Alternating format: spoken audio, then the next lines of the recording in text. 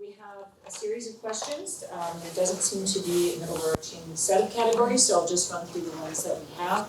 If you do have questions, we ask that you fill out one of the cards, and then I will pose the question. We'll keep things as focused as we can. There's lots of topics to cover so that no one topic will dominate here. So let's just start with the first one. What is your take on amendments to House File 2403 that allows insurance companies to deny people with pre-existing conditions? Faster Medicare enrollment changes. Well, naturally, I'm opposed to that. I get it that insurance companies have to stay solvent. Our insurance companies have been quite solvent. Most of our insurance companies in Minnesota have made a profit last year. That's your money. And I'm sick of people hiding behind this saying that they're going to go belly up or something like that. We know their numbers. They got to report them to us. And the bottom line is that insurance companies are doing okay. What I'm worried about is with the changes coming in from Washington and hits the Medicare, Medicaid population, these are the things that keep me up at night, and they cannot deny you for pre-existing conditions. And so we need to make sure that that is protected. And again, I get it that this is corporate America and they really need to work hard, but I just don't have space for this because I know the money they're making. And when an insurance executive that's supposedly a nonprofit has a margin enough to buy 7 jets in his fleet, I have an issue with that. Okay, since this is somewhat related in terms of Medicare, Medicaid, and issues facing seniors. This is a statement from one of our residents here. I'm 75 years old. I'm on Social Security. I also work full-time for 2 reasons. I need the income to keep my house and to keep my mind engaged. I am not unlike more and more seniors today. Given the chaotic Trump economy with predictions that we will have at least a 35% chance of going into a recession, the decreased value of our savings that we've experienced this week, and the cuts going on at the Social Security Administration, I am fearful that I may lose my job. If that happens, I will not receive unemployment because Minnesota is the only state in the union that offsets unemployment payments with my Social Security, even though unemployment premiums are paid on my earnings. I have lived, worked, and paid taxes in Dakota County for over 50 years. I have voted in every election at every level during that time. I have supported every initiative to support families and our schools during that time. Now I'm feeling that I am being treated very unfairly. My ask is that the legislature passes and the governor signs a bill that removes this unemployment offset immediately. Passing a bill that doesn't take effect until next year may be too late for me and for many seniors. Please help the seniors who continue to be financial contributors to this great state. Thank you. This is a terrible situation that we're in right now because we're unsure. We're just unsure. I can't tell you exactly what's going to happen because I would be lying to you. I don't know what's going to happen. I know what my 401k did last week. I know what yours did. And this keeps most legislators up at night, this whole scenario of what and what if. And a lot of it is still what and what if. We are laying off people at the Department of Health that handle Social Security and Medicaid. It's just a really bad time to be in. Now, as far as the unemployment insurance, I agree with you. There's a group of us actually working on this. And we need to make sure, again, that comes out of different coffers, and we need to make sure it's funded. So if we fund it, we gotta figure out what we're gonna cut to do it. But I'm with you. I think that should not, we have others in this room that talked to me earlier about the unemployment insurance plan and how it affects them. When they lose their job and they maybe pick up a small job, and they're getting hit. And like you, they make very minimal money, their budgets are tight, and to have any loss to any of their income, I mean, when we're talking 25 to 50 bucks, that's a big loss. And so I will continue to I'm hoping we can get a bill off the floor or onto the floor this year on this, because everybody's like, when they hear this, they all take a deep breath. And it doesn't matter what party you're in, because this is a benefit you paid when you were working. And this is what I get really, really, really upset about when we hear about this, because we're gonna start some other programs now, and those are gonna run very similar to unemployment insurance. And why should anybody invest in them if our unemployment system's already broken? So we need to look carefully. I mean, I'll probably get thrown out of my party next week for saying that. But the point of the matter is that we need to be very careful on how we go forward. And also, I think with where we're going right now, why are we taxing? Again, I don't even want to go there, but it's a tax on Social Security. We adjusted that last year. Why can't we continue to adjust other things? So let's work on this together. I'm not giving you wordsmithing here because I am concerned about it. Do you support the homeowners association bill? My association, Crosscraft of Evermore, does not. We do not need more regulation on our association, or our board works well. This bill needs a lot of work. It needs a lot. I'm not saying that you're not going to get a law here sooner or later, because as a realtor, and people know who I am, there are problems with associations. We have people being evicted from housing, and we have people being foreclosed on because their association didn't like something they did. I know you sign up for these when you move into a neighborhood, but this bill will go nowhere this year.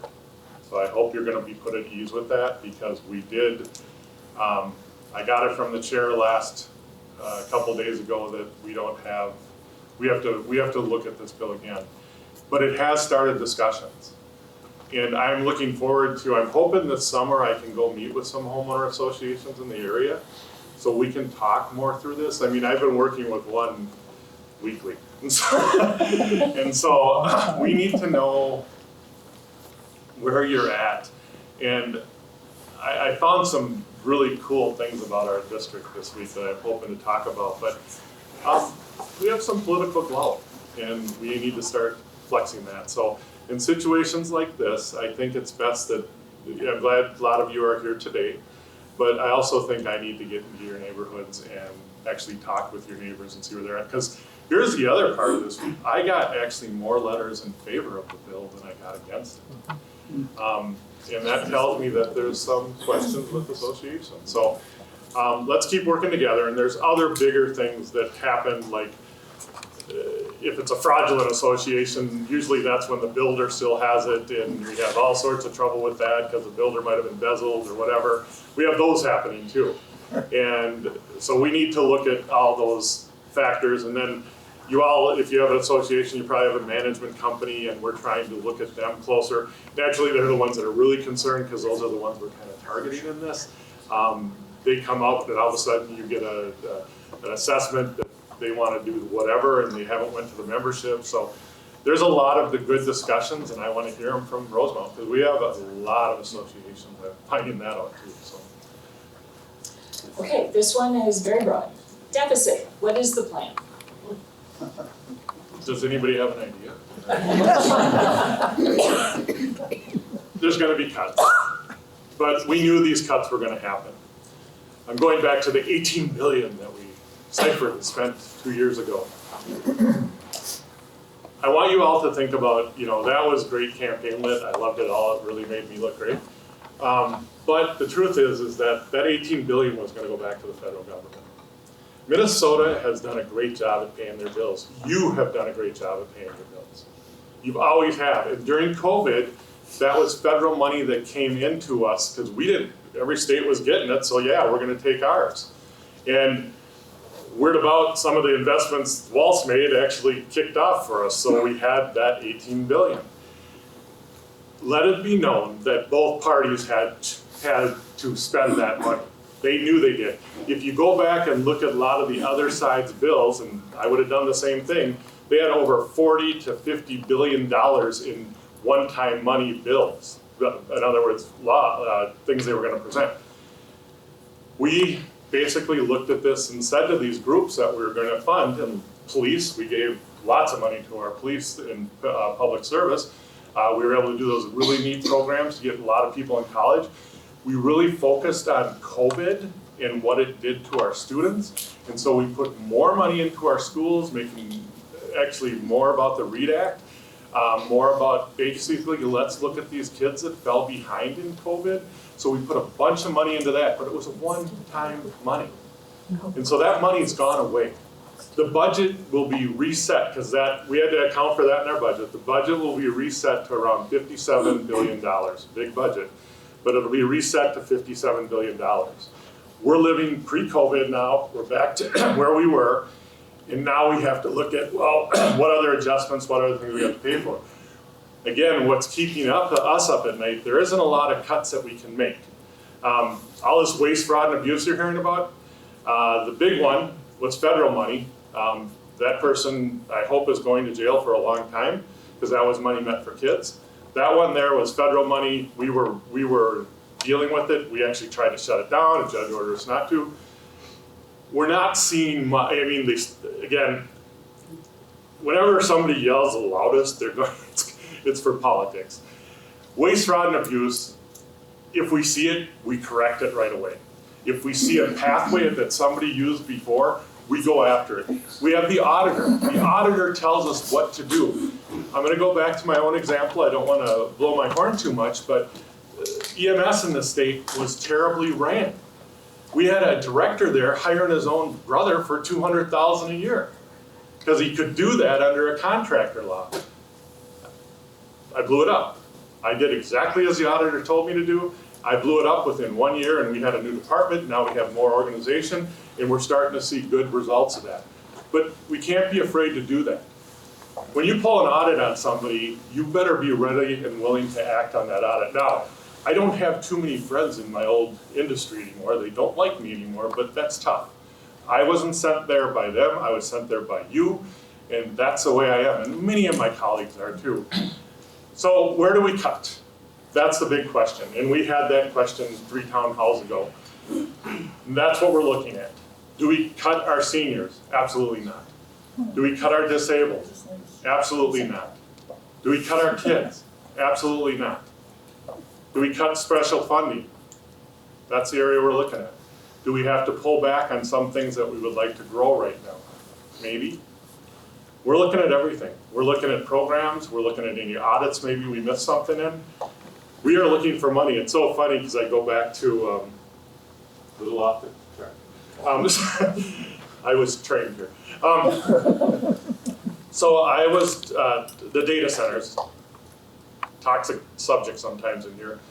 The data centers get what they get, and I want to correct it, they have no other tax relief but income, of sales tax. They don't even get the tax credit, who I ever talked to the other day. I found out that they don't get the tax credit like the movie industry does. They get money off of sales tax. And so when they buy those big machinery things for the big generators or whatever they do, they don't have to pay a sales tax on that. And that program will expire in 2042. If we laid that program to keep going, the fiscal note was like $3 billion. Oh. So that's a big number. And we have a commissioner in the room here, and we all benefit from sales tax. And so, and then they wanted us to make them so they don't have to record it this year. They put a bill on the table, and I went back to them because I am working with them. I said, why are you putting yourself on the table this year? We are looking for, under every rug, under every car, for dollars. This is not the year you even want your name held up there, but they're on the table. I don't think we'll see that go away because we want those businesses, because we do it for other businesses too. The airlines get it all the time, R&D gets it, so this is not the only business that got that, but we really need to look for where we can raise revenue and where we frankly have to cut. So hang on. As I was told earlier, put your seatbelt on because this is going to be a good trip. And then we can't even hardly set a budget that we can be prepared for because we don't know what's going to happen in the federal level yet. We have no idea. We're finding some of it's fear mongering, but here's the big thing that we're really worried about. The farmers are gonna head to the field very shortly. Farmers don't have the money to plant. They go to their farm bureaus and they borrow money. If they can't, and about 1/3 of our crop is exported to these countries we just kind of ticked off a little bit. If we can't sell it, and that's at a higher price too, that's not subsidized, that's not anything, that's to the market. Everybody knows if you can go to the market, that's the best price you want. The farmers are gonna have trouble borrowing money this year to get in the fields because they base it on if they can sell. You'd be surprised, and this is something that blew my mind, is how much Minnesota still depends on its agriculture. It's a humongous amount. And if that money that they make doesn't flow back into our cash system, this could be devastating to us. So I'm really concerned about that. The tariffs will affect us. I have no idea why we did a steel tariff with Canada. I don't know why we did anything with Canada, because Canada does affect our area heavily. All of our petroleum in the Midwest and actually the northern part of the country is all bought. It's called the tar sands. It's all bought. The refineries are all set up to deal with the tar sands. They can, but it would take them a year to change over their system to deal with sweet crude, and that all comes up from Canada. The tar sands are very economical, they produce a lot, and our refineries are not set up for that. And so we're gonna see our prices increase because they're gonna have to put the tariffs on top of it. That's just in the gas prices, which we saw last week. Steel, this was a real bizarre one because I don't know, those that have been around for a while know that the iron range has always had issues, right? I mean, there's always something, there's layoffs again. And they did that reactive to the tariffs because right now, there's only like 1 or 2 pellet, they produce to taconite and then it goes off to the places in Pittsburgh. But we can't produce as much as we dig out of the ground, so we ship it by rail into Canada and then they produce it and then it goes out. Well, Canada's saying, no, we don't want that anymore. We're not taking your taconite, we don't want to play the steel game, so good luck. So, again, I'm not as smart as those people in Washington, but I'm really worried about our Minnesota economics. And I watched the places that many of my neighbors work and what's going on with them. And so I gotta keep going. Does it apply to this? It does. Okay. You mentioned the farm bureaus before. Yep. A lot of us don't live on farms in this area.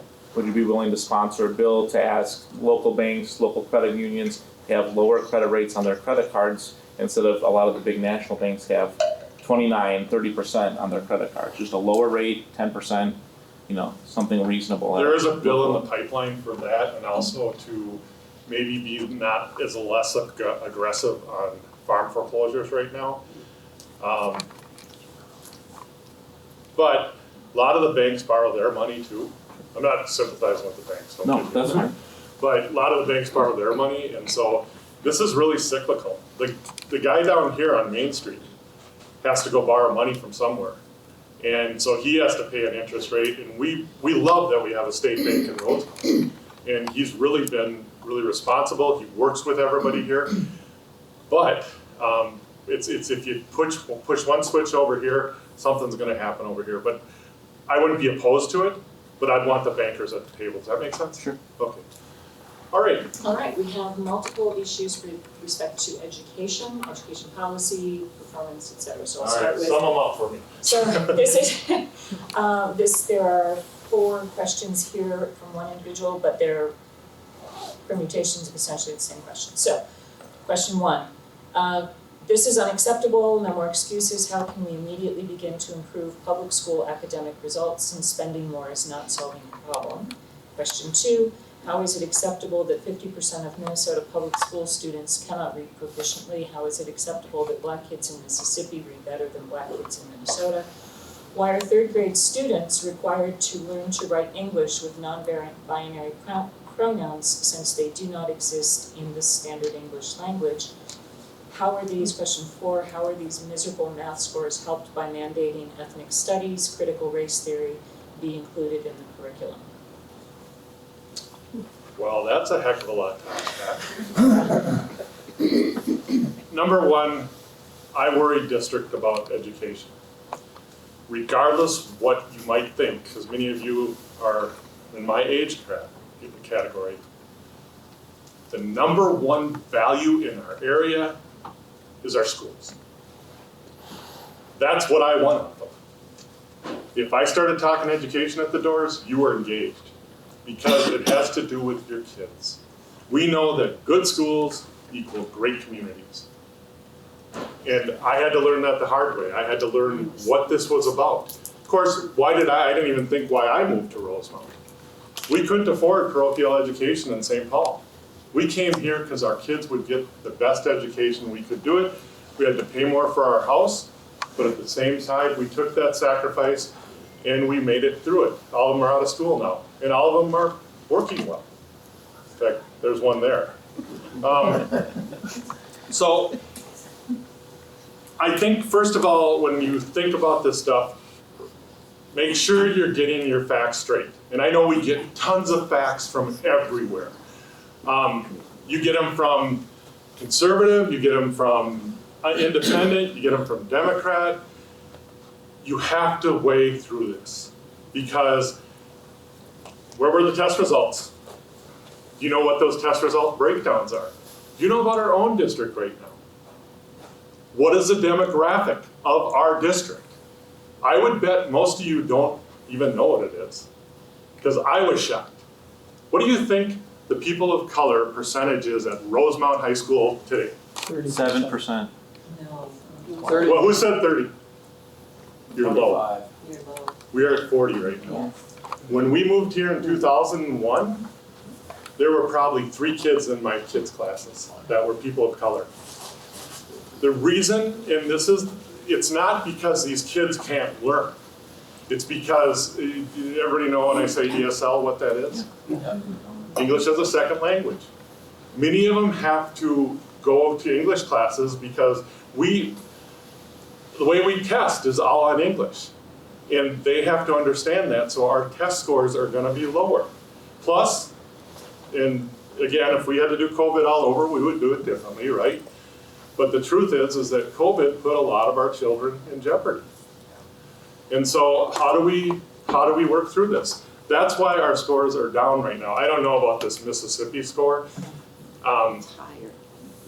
Yeah, I'm gonna look it up, because I have to go to, our sources come to us through other states, through their legislators. And they report to us. It's the same way Bill probably does it. He talks to other counties around the country. And we get our resources by what is in real time with them in their states. We report ours out in real time with their states. And so sometimes people get into the data, and I'm learning that you gotta be careful when you quote your data, because who knows who got it off this TV station, who knows who got it from some source that and we take the information you give us and we send it over to our smart people, and they dig down and make sure where this data is coming from. You would be surprised at how much data is funded by some big liberal or conservative group that basically sways that data so that business will do well, or that subject will do better. I've learned that both sets of data can be really skewed. We have really, really good nonpartisan staff. And they sort through this, and they come in and advise, and I might not like what they're saying personally, but it's truly what happens with me when I'm educated on this and how I take my votes. So education's always gonna be sensitive. It's like, this week I've been getting a lot of emails about the studies of ethnic studies. Why do we want ethnic studies in our schools? Why is this important? Who's still in the workforce? What's the workforce look like? Diverse. Very diverse. One thing our society that I am so sad about, Democrats and Republicans are losing empathy. They are losing the ability to talk to each other, because you don't know what that person went through. I grew up in the 80s, in the 70s. We had it. Our parents taught us well. Where did we lose that empathy? Where did we lose the empathy to talk to somebody that disagreed with us? Because you should know that maybe they were a farmer and they ate really poorly on the farm. Maybe you should know that they were a refugee. I didn't know what a refugee was until 8th grade because that's when the Hmong started coming to Hudson. Maybe you don't know that that person that was my age was in a refugee camp for 2 years. These are important things to understand about who Minnesota is today. Now, where we should teach those studies, that's on the debate. That's a part of curriculum that you should all participate in. 196 has a great curriculum program.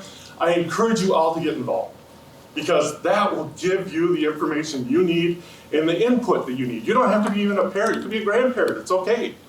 But that's where it's at. It's at the curriculum development nights. We set the standards. We do set the standards. But this will come up in social studies, in 12th grade, whatever. I don't say where it's going to come up. But we think that that's why they need to be taught, because the workforce is different. It is totally a different place than when I started it to today. And don't think I don't get myself in trouble. I do. But you know what? My colleagues give me the grace to do that. And why don't we start doing that to each other? Same topic, education. Regardless of what happens nationally with the Department of Education, how do you plan to support Title I, Title II, III, Title IX here in Minnesota? From this to Medicare. This is scaring us too. Our most vulnerable in our schools are probably going to get cut. That's what we were told. Again, we're looking for where we can sort money out. Do we want to increase class size again? Do we want to go back to the early 70s? I have to protect my district. Really? Wow. I have You're to an protect. educator. Yep, I have to protect my district, so I am going to be fighting to keep these kids. I can tell you, as a dyslexic, I was in some of those special ed programs as a kid. They are nothing like they are today. Back then, they were easy to put us in another class and just let us get through and then pass us on to another. Today, you actually have to be accountable. Isn't that something? I wish a few more people would have held me accountable. I probably would have done much better. But I'm doing okay. But the point is that what we have to do is we have to make sure that these vulnerable or could be vulnerable in the future get the tools they need when they leave our system, because this is what I really do think the Constitution was saying. Again, this is all interpretation because everybody's got one about this part of our Constitution about every child deserves a public education. This is what this child deserves. And they need the right to go ahead and learn the best they can. And we have great teachers. Oh my God. Our teachers have gone through hell. And they are doing the best job they can. They might not always agree with you like politicians, but the point is that they are really, I mean, I talk to them on a regular basis and I talk to administrators and I'm just really frustrated with it. Sir? Yeah, I'm a father of special ed kids. This is vital to me. I'm wondering, what can we do to help you, or do you have plans to partner with community organizations or anything? I think that politics is fundamentally changing, especially on the national level. So what can we do right here at the state level or even in our district to help protect these programs, protect the educators, keep what we already have? Sir, you started doing it today because I don't think I've seen you here before. I'm starting to attend, and I'm happy to be a foot soldier, so let's start something. Yeah, this isn't about Democrats or Republicans. This is about our kids and what, those are the people that are going to make the decision of which nursing home I go to. I'm curious how that's going to work out. So, team up with us. And this, again, is not a Democrat or Republican issue. This seems to be an easy cut for Washington. And I don't know if that's true even yet. But we really need to push this. And it's really important, so let's partner. And again, this isn't political, this is about our kids. Sharon? It's my understanding that the special education portion of the education budget on the federal level is going to Health and Human Services. So it's not being cut, it's not being thrown away, it's still considered to be valuable, and it's going to be reorganized, yeah. And there's going to have to be shifts, but it's not gone.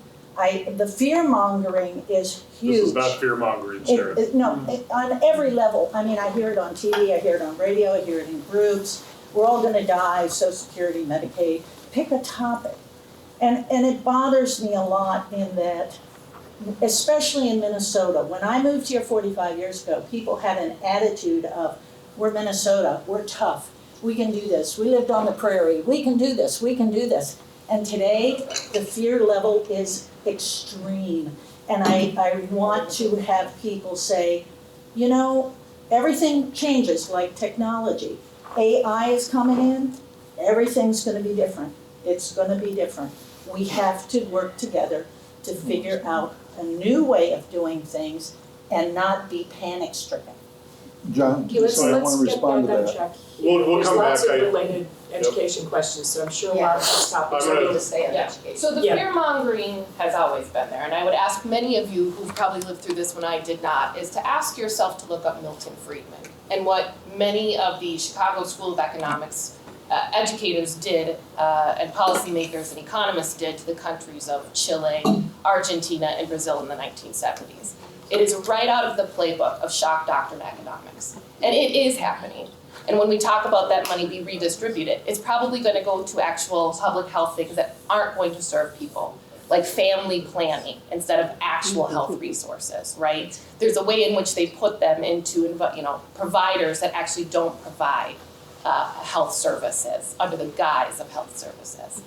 Do a little research. You are probably double my age.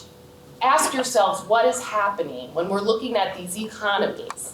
Why is the stock market taking? And what's gonna happen when we have them taking at 60%, okay? We're not gonna come out of that tomorrow if Trump says, well, never mind, just kidding. It's already happened. So now what do we do? And the question is not to have less government support, it is to have more. Because the only reason we've had a middle class in America is because of social safety nets. Okay, Take some time to read that. I'm getting the hook. Okay. So we can, again, I'm gonna try to leave room at the space. This is very, again, education's the number one topic in this area. She has a couple more questions that she has to ask, and then I wanna keep us moving because we only have it for an hour, so. Okay. This one, I would like, it's better to have these cards, but an individual said, I have a question on education, prefer to ask verbally, so Dan. That was me, and it gets to the point of what we've been discussing. And first and foremost, I come from a family of educators. I work in the tech space. Yeah, tech is changing, AI is coming in, it's gonna fundamentally revamp everything we do. Does this room know where Minnesota ranks in terms of K through 12 access to computer science education? Oh, it's near the bottom. It was 50th. We are now 48th because of investment. In the upcoming budget, all that investment got pulled. $0 towards technology education in the state of Minnesota. That's bad, and that's a whole separate issue to address. But getting back to the classroom environment, I was recently let go from my job. I took a job as a substitute teacher, to help bridge the gap. And I tell you, if you want to understand what's going on in the schools, become a substitute teacher. Really, I say that because you can become a substitute teacher. All you have to do is teach once every 150 days to keep your employment and license active. Get in there, talk to the kids, talk to the educators, because they're struggling. I mean, it is just unreal. I mean, I would hear it from my kids in that perspective, but when you're in the classroom, when you're working with these kids, and I've done everything now from working with special ed to working with the lowest 5% who are not motivated to doing stuff in the workplace. If we don't come together and have empathy and have the conversations around education, it's not gonna go anywhere. And to the gentleman in the back, I agree, we gotta start doing something now. So I say, if you can do it, become a substitute teacher. I'm doing it out of need because I'm in transition, and unemployment is a whole different topic. And do something, John, if you're a substitute teacher, don't have it impact your unemployment benefits. Yes. I agree, just keep going. So, I look at her and I'm getting the Yeah, hook. so I'm just saying, we gotta invest in technology education, we gotta invest in our teachers, the pay is absolutely abhorrent. My wife has a master's degree, I'm not gonna say her age, but you can guess. I was hiring people in tech with high school degrees, $10,000 more a year than what she was making. So, we talk about this, more teacher pay, better access in classrooms, better environments, but when are we gonna take action? Okay. I think more to be heard. Sam, could you look at the Facebook feed to see if we have anything we haven't covered in there. Yeah. This is also education related. Pension reform for Tier 2 teachers in Minnesota is needed. When I graduated from Winona State in 1991, there were 1,000 applicants for every job. This is not the case today, as we face a teacher shortage. Will you help Tier 2 teachers so that we can attract candidates? I don't think the public understands how bad our pension system is compared to neighboring states and how Tier 2 teachers have been forced to pay for mistakes from the past. I don't wanna go too deep into this, because I heard things about this that I can't release yet. Stand by. That's all I can say about it. It's really because it's in negotiations right now. I don't wanna ruin that, okay? Until January, I worked for the pension system. There's a lot of issues that need to be reorged. Oh, So totally. for the state of Minnesota. Yeah, this is one that, who's the Winona State grad? I didn't graduate, but I went there. Warriors, go Warriors. Yes, Have you sir. been down to the campus lately? It changes every time I go. Oh my God, it's totally different. So anyways, Okay, the North Star Promise is worrying. More male enrollment is needed. How do you plan to address the needs of young men coming of age? young men and young women. I mean, let's be honest. We gotta make sure everybody has fair chances, and I think we're addressing that a lot. We have to do more, but, you know, we're still, unfortunately, stuff like this, in a terrible budget year, I'm finding out gets lost. But yet we still have to keep it, because this is a good policy, right? And we need to see what we have to do to make sure that when someone leaves high school, they have opportunity. That's where we have them to. And I would like to also make sure that college is affordable. College is not affordable and not reachable for many of us. So I think these are things that we have to look at. One more thing. It's my question. So the reason I asked it is right now, males are 7 times as likely to commit suicide. The dropout rate in college is 7 times that of females. We're looking at most of our schools, 60% to 70% enrollment is female. We have 25% of men are not working. Of people working the age 18 to 60, young males are not working. So it's not to say women shouldn't have the same No, but you hit it resources, right. but You hit the biggest topic we there. need What this has to to deal direct with. the money towards young men, getting them. Our males are getting lost in basements playing video games. Yes. And this has to do with mental health. And we're working to make sure that we have services available. We know about this, we've been watching it. We have to do something about it, because this is really getting to be, I mean, we put stuff in bills this year that we think will make some legway about social media doesn't like us right now, because it actually would flag that you've been on for 2 hours, are you still on, or they'll shut it off. And parents can set that limit to what their kids are on there too.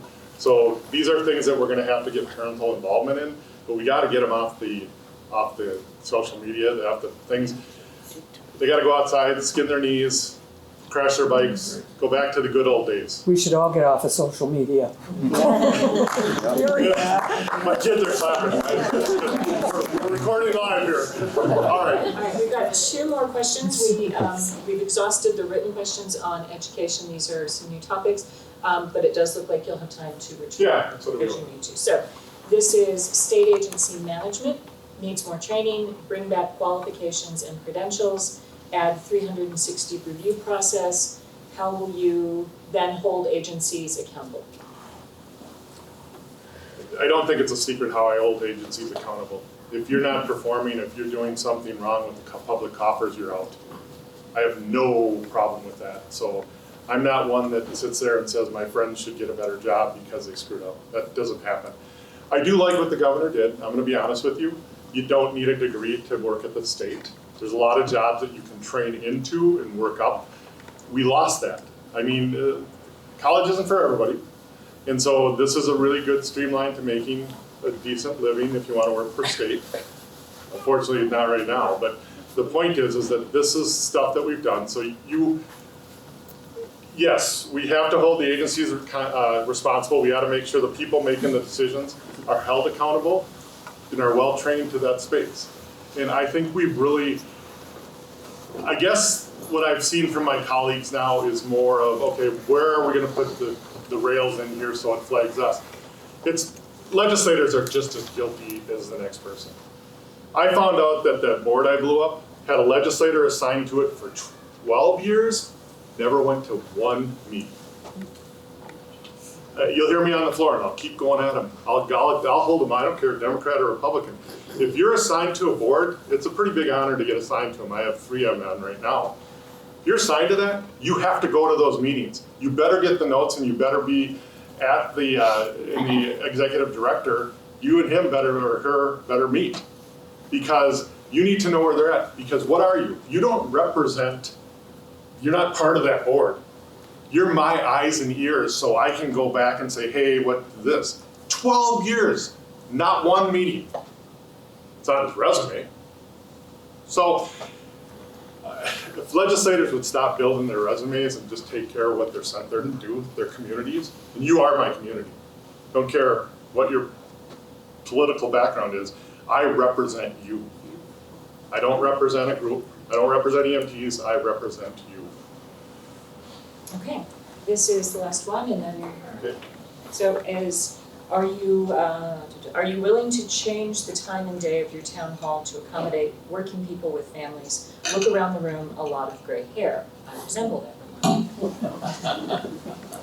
Yeah, I'm open for suggestions. This isn't set, we were thinking about it, maybe we can do one during the week, during the day. We can do one in the evening time. It really has to do with space and where we can get it, because my wife and I donated a space a year ago, and I felt that went bad because we were able to do things in there, and I don't want people to feel like they shouldn't be welcome here. I'm gonna go meet with a women's Bible study group from the First Baptist. They don't feel comfortable.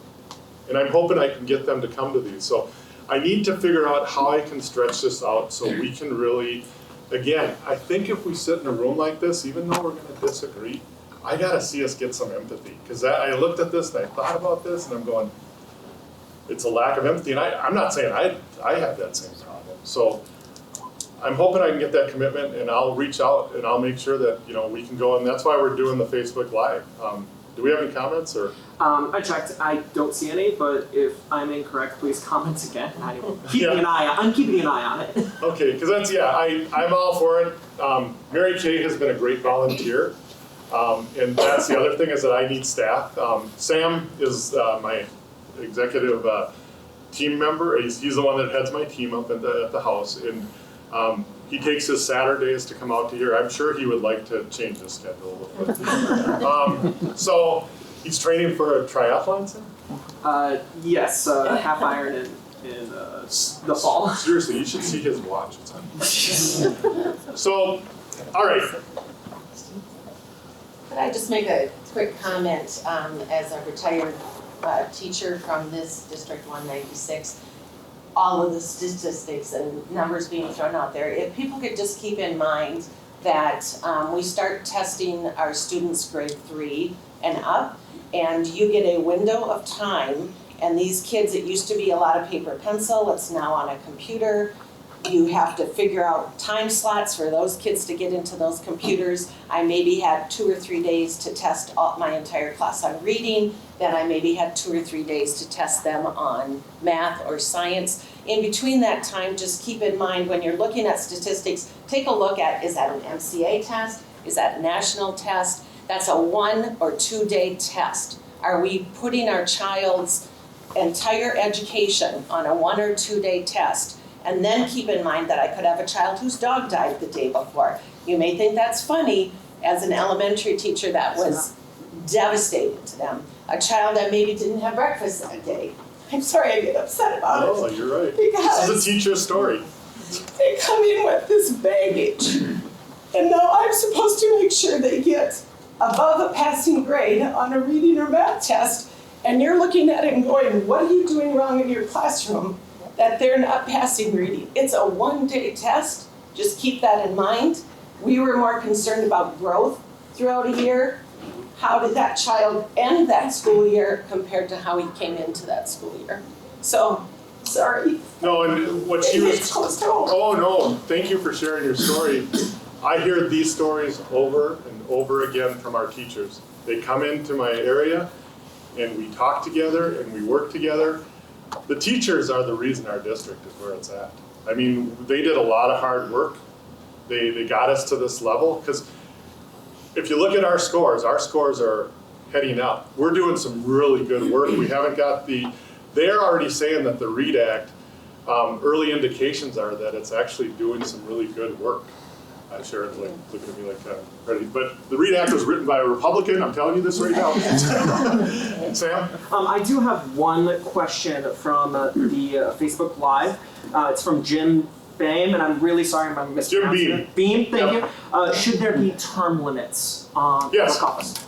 Yeah, I have no problem with term limits. I don't know what that number should be, but the sitting legislator saying that I know is weird. I think it took me where I'm at today to be able to be more freelance. I could never do a 2-year term, a 2-year cycle. You don't get where you have to go. You don't understand. I mean, you're drinking through a fire hose, and there's things that I learn all the time, and you want an experienced legislator in there, but there is a point that you have to say, let it change. And that point may be coming soon for me. I don't know when, but it will be coming soon. And so I think, yes, this is not meant, this is a citizen legislature, which means that it's you. And I'm one to say that it's time to move on if you've been there long enough and we gotta get new blood in there. And it's not a place to start a career. It's a place you learn. I mean, I've learned more than I ever have before because I'm forced to. But it's not a place to have a career. It's a place to do what you're going there for. And I think if we did do term limits, you would see less of that and more. What I get frustrated is, and Sharon knows this, and the ones on my side know this also, I get frustrated because people forget who they represent when they're up there. Even though maybe Sharon and I don't agree on many things, I represent her, and I have to listen to her. Some people, Sometimes. we agree on the weather mostly, but that's okay because I need to know where Sharon has a good mix in her crowd, and I need to know where they're at. I know where most of my people are at, or not my people, but the people on my side. But I need to represent them too, and there's always some way I can give and take. So. Well, let me empathize with this teacher in the front row, because I have a teaching degree and I taught. My very first day of teaching, regular teaching, in Washington, D.C., okay, the kids set my desk on fire, okay? It was a bad experience for me. So when I moved here, I decided, I don't think teaching's for me because it was a rough crowd. You're nice and big and strong, so I think you're a good substitute teacher, but my experience was different. So I do understand that, but at the same time, I think teachers need to sit down with business people, because I also work with business people. When my mother died, I asked for time off, and my boss said, you act like this is the first time something bad has ever happened to you. Okay, maybe it was my reaction, but business doesn't care if your dog died or your mother died. I'm sorry, it's mean out there. It's mean.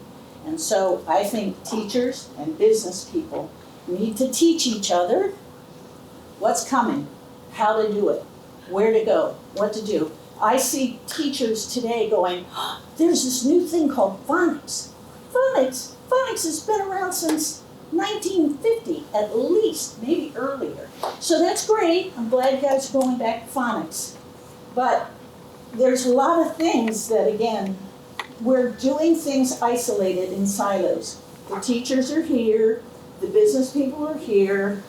We need to sit down together and map all this out. That's a good suggestion, Sharon. I mean, I do think we have silos, but more to come. Dick, I ignored you last time. In responding to what Sharon said earlier, I totally agree with her. They've said, for example, special ed's moving over to Health and Human Services. I haven't been able to find one thing out of the administration that says they're going to still provide the same services or funding. There's no guarantee it's not going to get hit up like everything else. Sounds good to say, oh, don't worry about that. We're moving that there. We're moving that there because we're getting rid of the Department of Ed. there's no guarantee it's gonna look the same when it comes out. That's my issue, is I don't trust anybody today in the federal government to speak honestly about anything at all. So they can say it's gonna go over to Health and Services, that might be, but you got Musk and he'll end up zeroing the thing out if he can. I heard you left. That's my end of that. But the one thing that I always had problem with, that I know most of my friends on the right side disagree with, government is about doing services for its people. Plain, simple, straightforward. That's what government's about, which means they're probably not going to have to pay out of pocket for it other than in taxes. Business is about making as much as you can and this is what business is, and Sharon's exactly right. Businesses have personalities. They don't care about its owner. They don't care about, when I started my first business, the lawyer sat me down and said, this is a corporation. It will swallow you, it will swallow your marriage, it will swallow anything you have because it's going to try to survive. There's a whole different philosophy. So I get it where people think, well, Trump's a businessman and he's going to do wonders, and Elon's like this great billionaire and stuff like this. And if they apply those principles to government, it's going to be different. The problem with government is there's got to be a lot of situations that, don't make sense, because they don't make sense in business. They just don't.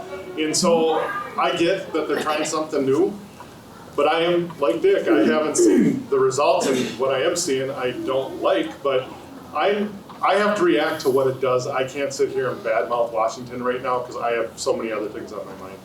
We can though. We can. No, yeah. Absolutely. The state of Minnesota put a lot of money investing in EV technology and resources for people with electric cars.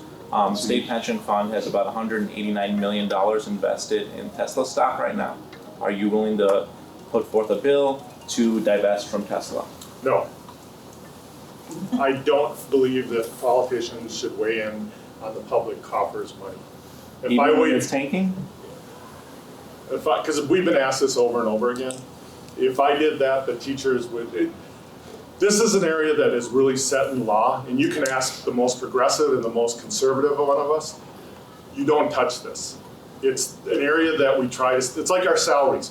We stay away from our salaries because we can't. I can't do it. I can discuss it. I can talk about it, and maybe the board, because it's got a really big board, will determine this.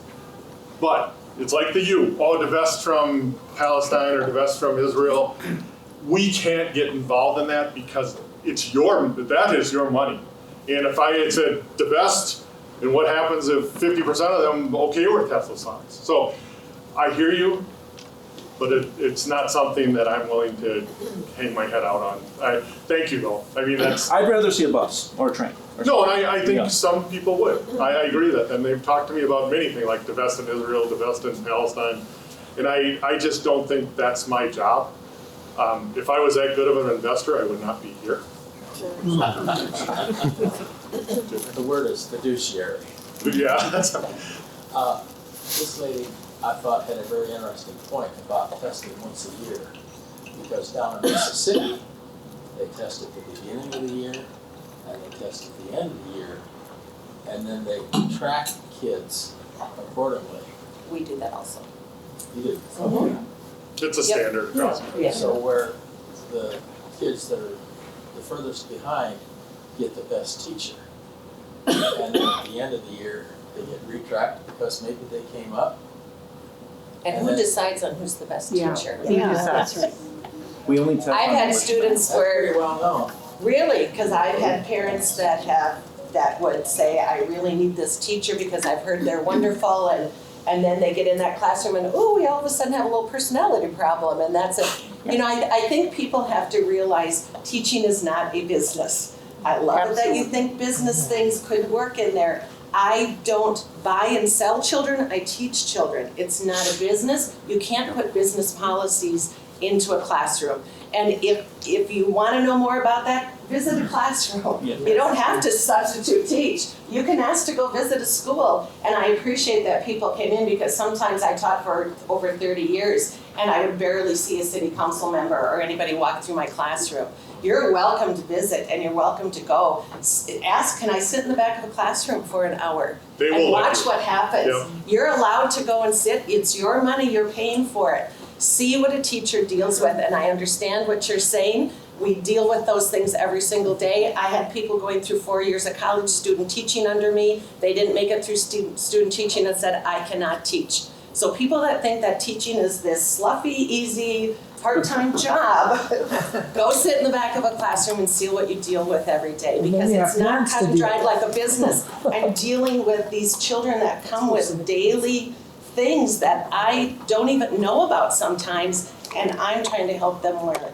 One of the So saddest it's just stories, a bigger picture than you think it is. to go to the educator space, one of the saddest stories that I had to sit in a committee with, and there wasn't a dry eye in the space, was a teacher was telling us, and it was a suburban teacher, that basically said the child showed up one morning. You could tell he was probably crying again, but that wasn't unlike him not to cry. He had his lunch and breakfast with the school, so this was in the last year. And they got a call about 1 o'clock from Child Services saying, hey, something terrible happened at this house last night. Do you guys have any idea where the child is? Well, he's in school. The child's mother was killed by a boyfriend with a gun. The child witnessed it. Later on, social service got back to the school and said, why did you even come to school? I mean, it's the best and safest place I have. I had to read through all that stuff, but this is, and that, I praise our teachers. I do. You know, and I think we really have to realize what space they're in too.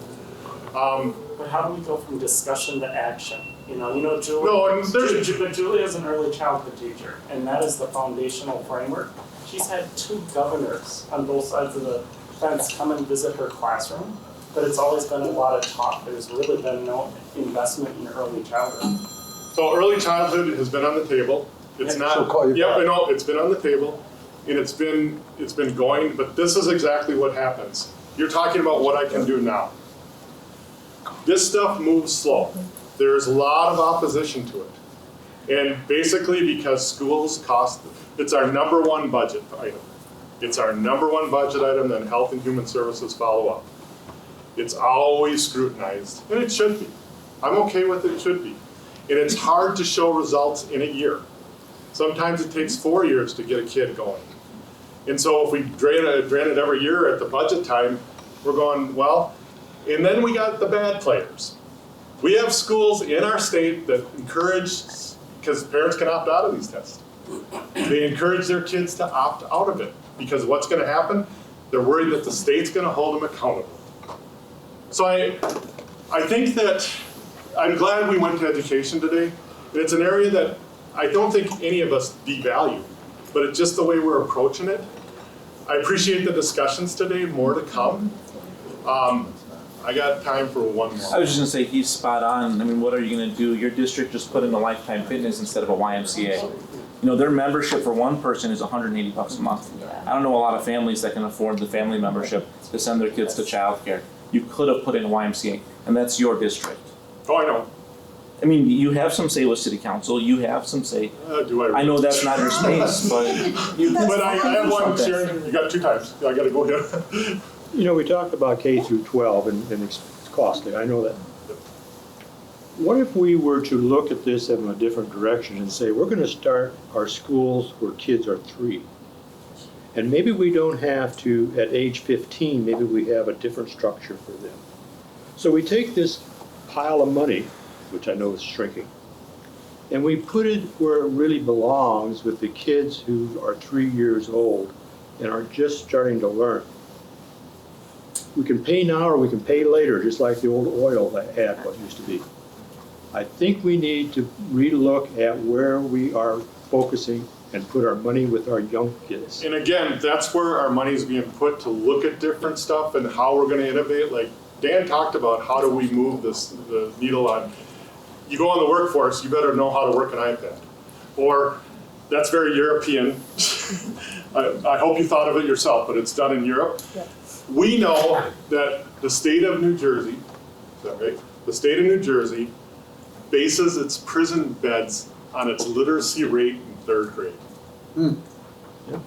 bases its prison beds on its literacy rate in 3rd grade. Oh my goodness. We're not there. And we don't have enough prison beds. I think we're okay. We're not there, but our teachers are very, you talk about Mississippi, stuff like that. This is when people start saying, well, Minnesota standards are too high. You should be able to jump from this state to another state. Same with nursing. We have a nurse here. Same with nursing. Nurses are the same across the country. Learning more about teachers since I've been here, that's not true. That our nurses, our teachers are really, really where they need to be. Our nurses. Our nurses are, I've worked with nurses my whole life. I live with one right now. But our nurses across the board are much different because I've worked with nurses in other states. Our nurses are great. And so when we question our licensing guidelines, that's a bad thing to do. Because we do make people jump through hoops to get licensed, but you should. Because I don't want them working on me. I was against the optometrist optimist bill. I don't want somebody that hasn't had a residency sticking needles in my eye. But I lost that one. So, you know, I win and lose. I'm not too happy about it still, but it is what it is. So, it is 11 o'clock. I'll be around for a little bit. We got to get out of this room by a certain time.